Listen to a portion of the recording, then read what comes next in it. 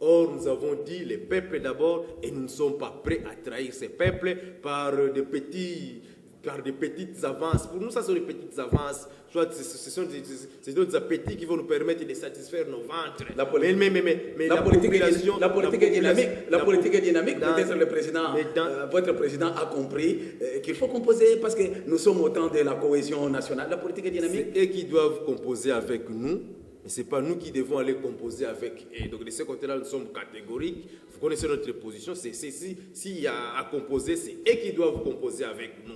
Nous avons les peuples avec nous et nous voulons résoudre les problèmes de ces peuples. Donc ceux-là qui n'ont pas travaillé pour les peuples, aujourd'hui, s'ils doivent nous appeler pour aller les rejoindre, c'est trahir les peuples. Et dans ce contexte-là, si nous allons travailler, nous savons que nous allons échouer. Or, nous ne pouvons pas échouer.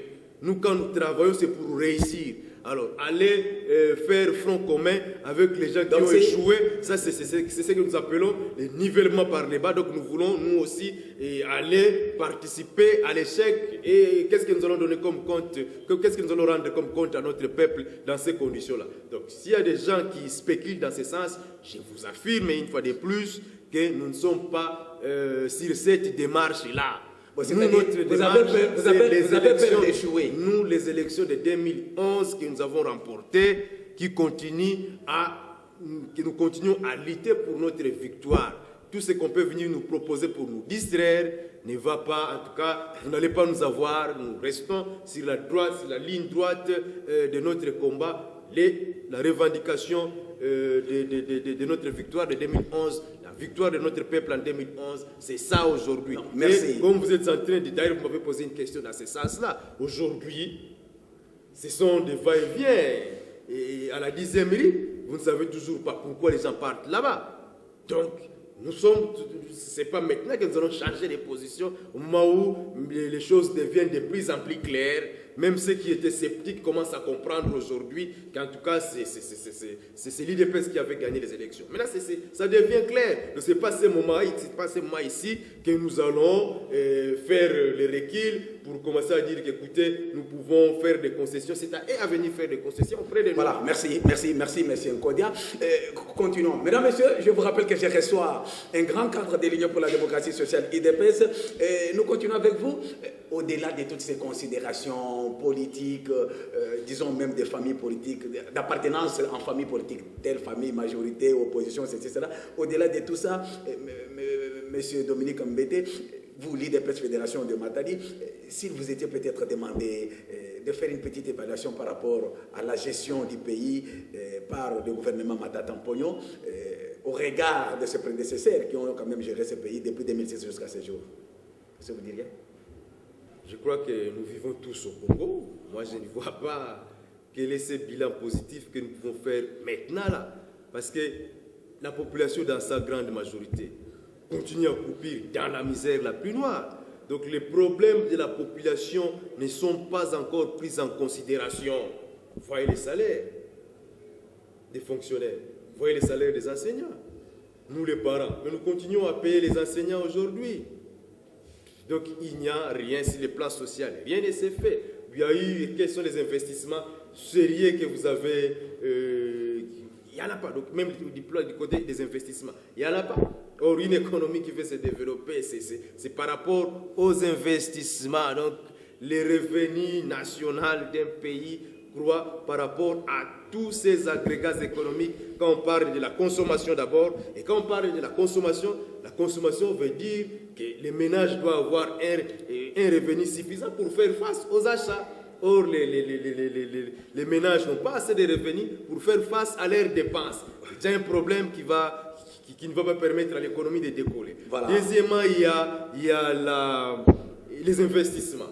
Mais les investissements dans ces pays, il faut qu'on investisse pour que les entreprises réalisent des bénéfices qui vont être redistribués à travers les salaires auprès des privés. Ça peut permettre à l'économie de monter en puissance. Or, depuis que nous sommes là, je ne sais pas s'il y a eu des investissements sérieux dans ces pays qui peuvent donner un tonus à l'économie congolaise. On peut se passer à un troisième agrégat. Je vais vous parler des recettes de l'État. à travers les grandes régies financières. En gros, est-ce qu'on a maîtrisé, les bilans est-ce qu'on a maîtrisé les recettes de l'État à travers les régies financières qui existent? Il y a toujours des problèmes là-bas. Un autre agrégat qui peut permettre à l'économie aussi de se sentir forte, il y a les exportations par rapport aux importations.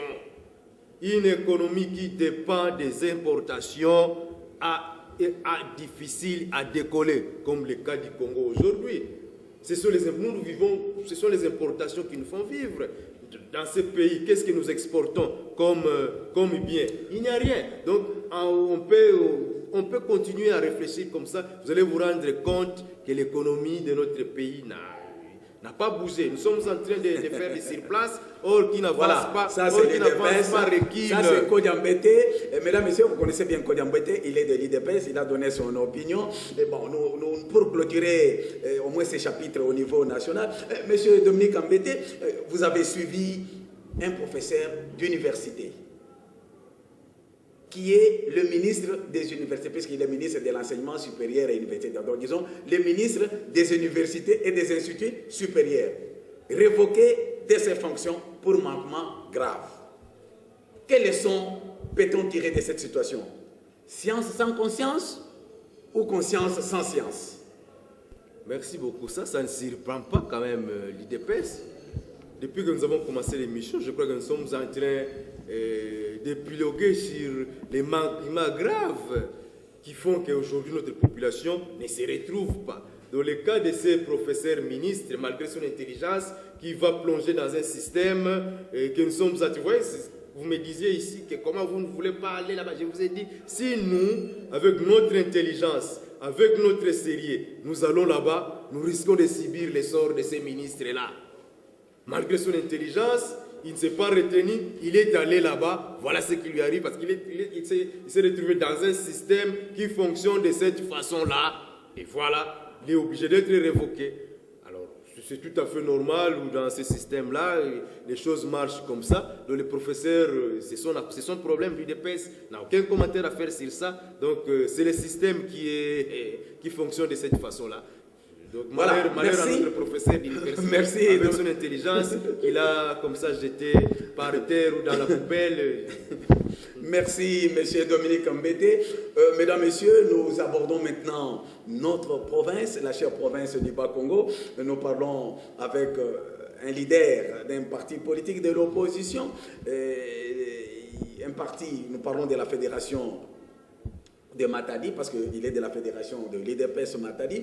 Bon, Monsieur Nkodiambete, en ce qui nous concerne ici, enfin, je ne sais pas à quelle lecture vous faites, après les déchirements constatés entre un certain nombre de politiques et même certaines personnalités de la société civile, il y a eu les déchirements par-ci par-là, mais peut-on aujourd'hui dire avec fierté que le calme est revenu en province, au point où même le vent de la cohésion provinciale a même secoué à la porte de l'Union pour la démocratie et le progrès social? Nous sommes des gens sérieux et ils le savent. Donc, quand ils sont dans leurs considérations qui n'aboutissent souvent à rien, ils ne peuvent pas venir nous aborder. Il n'y a pas de cohésion provinciale. Et vous trouvez la cohésion provinciale à quel niveau? Quand déjà les gens qui prônent la cohésion provinciale, entre eux-mêmes, ils ne se mettent pas d'accord.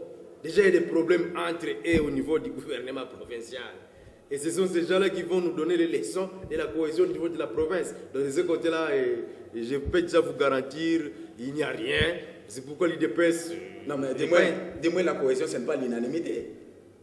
La cohésion, ce n'est pas l'unanimité, mais c'est quand même la majorité des gens qui doivent se mettre d'accord autour des idéaux qui sont en train d'être prônés par ceux qui dirigent. Mais aujourd'hui, là, si on est la province, vous allez vous rendre compte que nous sommes de plus en plus nous sommes de plus en plus divisés, donc rien du tout, rien ne marche du côté de cette cohésion provinciale. Parce que je vous ai dit, ça ne sert à rien de parler de la cohésion. Au début de l'émission, j'ai bien dit que ça ne sert vraiment à rien de parler de la cohésion provinciale, alors qu'au niveau national, il y a encore des problèmes. Ça va de soi si le problème est résolu au niveau national, ici, nous n'allons fournir aucun effort pour que la cohésion soit là. Deuxièmement, pour qu'il y ait une cohésion, ça ne se décrète pas, messieurs les journalistes. Ce ne sont pas des slogans, ce ne sont pas des affiches à gauche et à droite qui amènent la cohésion. Mais c'est la volonté de bien faire les choses. Vous pouvez être dans votre bureau en train de faire les choses qui sont en faveur du peuple congolais. Vous allez voir que la cohésion va venir de soi, sans effort. Mais si vous voyez les gens en train de passer à la radio, en train de faire des affiches, en train de gesticuler pour chercher la cohésion, donc c'est pour vous dire qu'il y a ça ne marche pas. Ok, parce que vous parlez de la volonté de bien faire les choses, Monsieur Dominique. La volonté de bien faire, c'est par exemple, nous parlons ici par exemple de la tolérance zéro. Vous avez suivi dernièrement que le ministre, là nous sommes en province, le ministre provincial de l'agriculture a été révoqué de ses fonctions, effectivement pour manquement aussi qualifié de grave. N'est-ce pas dire qu'il y a déjà la volonté de bien faire et que l'impunité que vous avez tout le temps décriée prend congé maintenant du Bas-Congo, maintenant on agit. Il y a maintenant la volonté. Merci beaucoup. Parce que vous parlez pour manquement grave, c'est ça? Il est où? En prison? Ce ministre qu'on a révoqué pour manquement grave est où? Parce que vous parlez de l'impunité qui commence à prendre. La fin de l'impunité. Ces ministres, nous restons sur les cas des ministres qu'on a révoqués pour manquement grave. On ne sait pas quel manquement, mais vous parlez de manquement grave. Il se trouve où? Et qu'on les traduise devant les cours des tribunaux pour qu'on sache qu'est-ce qu'il a fait exactement. Mais est-ce qu'il y a déjà un procès dans ce sens? Vous êtes journaliste et vous avez appris? Donc de ce côté-là, on doit cesser avec les distractions, mon cher monsieur les journalistes. Parce que les problèmes du ministre, même quand vous parlez de manquements graves, nous sommes des politiciens, nous suivons ce qui se passe. Je crois que c'est le problème de la campagne agricole. Aujourd'hui, nous sommes au mois de novembre. Mais la campagne agricole commence quand? Au mois de septembre. Nous sommes au mois de novembre aujourd'hui. Donc le Bas-Congo a raté sa campagne agricole. Alors que peut-être à travers les autres provinces, ils ont tant bien que mal commencé leur campagne au moment opportun. Mais chez nous, avec tous ces tiraillements, vous voyez où est-ce que ça nous amène? Nous commençons, donc nous avons déjà raté la première saison agricole. La saison A ne va pas fonctionner. Il y a eu des sanctions? Il n'y a pas eu de sanctions. J'ai dit qu'il n'y a pas eu de sanctions. Qui on a traduit on en a sanctionné les patrons, les patrons de la campagne. On a traduit en justice quelqu'un, qu'on traduise en justice pour qu'on sache toute la vérité. Parce que quand on écarte seulement quelqu'un, peut-être qu'il est témoin gênant, les informations ne filtrent pas. Mais il faut qu'il soit traduit en justice. Là, les ministres qu'on a révoqués va peut-être se défendre. Mais maintenant, là, ça reste flou. Or, nous, l'IDPS, c'est ce flou-là que nous refusons. Qu'on amène les ministres devant la justice pour que cette situation soit vraiment tirée au clair. Parce que maintenant, là, je vous dis, la campagne agricole a échoué dans notre province à cause de ces tiraillements-là. Notre population va rater beaucoup de choses, des produits vivriers, alors qu'on a débloqué de l'argent. Il faut qu'on nous explique, comment on a utilisé cet argent, comment la campagne qui ne commence pas, comment cet argent a été utilisé. Donc ça, c'est un problème sérieux. Ne dites pas seulement pour manquement grave, mais c'est un problème sérieux. Voilà, et on parle de la cohésion. Je vous ai dit que la cohésion ne peut pas venir quand il y a des flous dans beaucoup de choses. Quand on fait les choses très bien et de façon démocratique, de façon transparente, la cohésion va venir d'elle-même. Mais maintenant, on cherche la cohésion, mais dans la façon de travailler, nous sommes en train, donc en quelque sorte, c'est vouloir quelque chose et son contraire. Ici, on veut la cohésion, mais là-bas, les actes qu'on pose ne favorisent même pas cette cohésion. Voilà un peu ce que je peux vous dire sur le ministre qui est révoqué mais qu'on ne sait pas traduire en justice jusqu'à ce jour. Et notre population a raté toute une campagne agricole. Déjà la saison A va aller à sa fin. Bon, si d'un côté peut-être l'IDPS vous n'avez pas, enfin vous dites par rapport à la campagne agricole que ça n'a pas réussi, mais quand même vous êtes témoin dans cette ville de Matadi qu'il y a grande quantité de poissons frais à meilleur prix dans cette ville de Matadi, et c'est dans cette ville de Matadi où vous reconnaissez très bien qu'il y a l'eau coule dans des robinets où l'eau ne coulait pas pendant plusieurs années. Aujourd'hui, l'eau coule à l'aise, n'est-ce pas? Un débit quand même les sociales de la population est pris à bras le corps? Les poissons à des prix... Les poissons en grande quantité et à meilleur prix dans cette ville de Matadi. Est-ce que vous avez vécu ça pendant plusieurs années? C'est très bien, ça c'est une très bonne chose, mais voilà, une fois de plus, nous avons réalisé beaucoup d'émissions et nous disons toujours que ces pays regorgent beaucoup de potentialités, de l'Est à l'Est, du Nord au Sud. Nous avons même les lacs les plus poissonnés du monde et dans notre pays. Et nous, dans les Bas-Congo, nous avons combien de cours d'eau qui regorgent de poissons? Nous avons les fleuves, nous avons l'océan. Mais seulement par manque de volonté, nous avions la Pemarco à l'époque, mais qui n'existe plus aujourd'hui.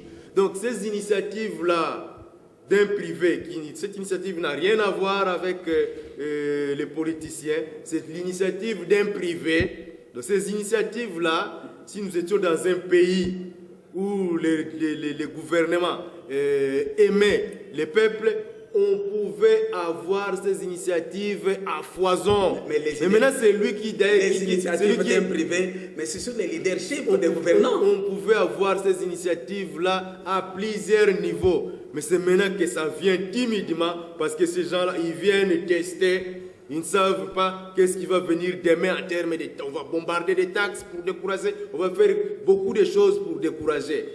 Mais alors que dans ces pays, je vous dis, même les gouvernements aussi, la Pemarco, c'était une société du gouvernement. Donc si un privé réussit à nous nourrir de poissons, de la plus forte raison, si notre gouvernement peut s'acheter des navires de pêche, je pense que les prix de ces poissons pourraient encore baisser davantage. Nous sommes incapables, tout un pays, nous sommes incapables d'avoir des bateaux de pêche.